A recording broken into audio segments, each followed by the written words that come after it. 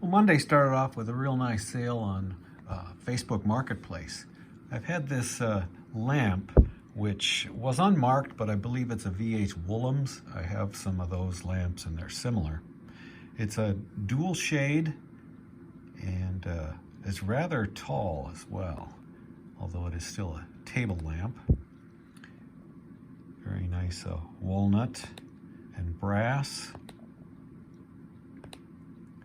There's the cone shade. And I put this up for sale. Well, actually, I've owned this for quite a while, but I've only put it up for sale a few months ago. And I asked $550 and I got a $450 offer, and I countered on Facebook with $500, and they came over and picked it up right away. They're actually from Utah visiting here in South Dakota, and they're going to gently transport it back to Utah. I found this office chair in the garbage. About once a month on Sundays, real early in the morning, I go out and I look for boxes and packing material. Every now and then you come across items just put in the trash, and there were two of these sitting there, and I only really had room for one, plus one of them had some damage to the material. So I took this one, cleaned it up, put it up for sale on Monday, and it sold on Tuesday for $50. Sort of a Scandinavian design. Can't believe somebody's just tossing this out, but glad to take advantage of that. Again, this sold for $50 and I got it for free. I sold this speaker out of a Motorola console, about a 1963 Motorola console. It's a big speaker, 15 inches. I actually sold it back in December, and it was returned just for the reason that it wasn't going to work out for them. So it didn't cost me anything to have it returned to me. And I actually upped the price by $20 when I relisted it, because I did a little more research and found out that this speaker was made by Jensen, and that it's an 8-ohm speaker. I did a little testing, and it finally sold again for $95. And what makes it even easier is I left it all packed up, ready to go. 90 bucks, or $95.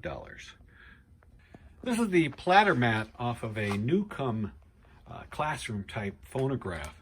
These often don't age well and are cracked or warped. So I knew this would have some value when I decided to part the one out that I had. And this took quite a while to sell, but eventually did for $20. This is a knob from a 1949 Motorola television set, a little 9-inch round screen. I decided to part it out because it would have cost too much to get it working again. And I've already sold the channel selector knob, and now the other two knobs on either side are interchangeable. One's on-off volume, the other's for contrast. And this knob sold for $25. Well, this is something else I found last Sunday while on a box hunt in the trash at the Dodge dealer.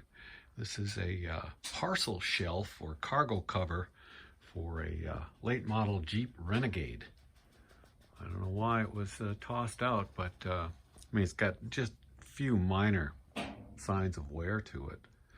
But I looked it up, and boy, these go for a lot new. I just asked $100 for it, hoping for a quick sale, and I got it. $100. Trash find. Now, this is a trunk latch mechanism for a mid-70s Mustang II, and this also had a wiring harness to turn on a warning light on your dash that your trunk was open. And I was able to sell this combination for, let's see, this one for $60. This is the second time I've sold this 1970 Ventura Dreadnought Acoustic. It's got a nitrocellulose finish, so it has these weather checking marks on it, or not marks, but cracks in the finish. which are quite desirable. You'll see these on Martins. This guitar is actually involved in a lawsuit over the Martin D18, a little too spot on as far as the design of this one. This is an import from Japan by C. Bruno and Sons. And I put this up for sale for $285 after it came back. First buyer just said that they didn't like the way it played for them. It's actually a pretty nice guitar. And so it sold again, this time on a best offer of $230. This is a unopened vintage 2-pack of Congress playing cards with these colorful abstract sailing vessels, look like tall sailing vessels. And I've had this for a while, but I just put it up a month or so ago, and it sold for $10. This is a Sylvania. They call it a portable, but boy, is this thing heavy. It's a record player AM/FM stereo.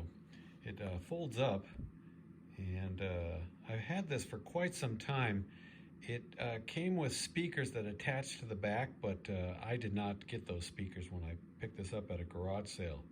So I paired it with a couple of Sony speakers I had laying around. And after servicing the record changer, I put it up for sale on Facebook Marketplace, and it sold for $250.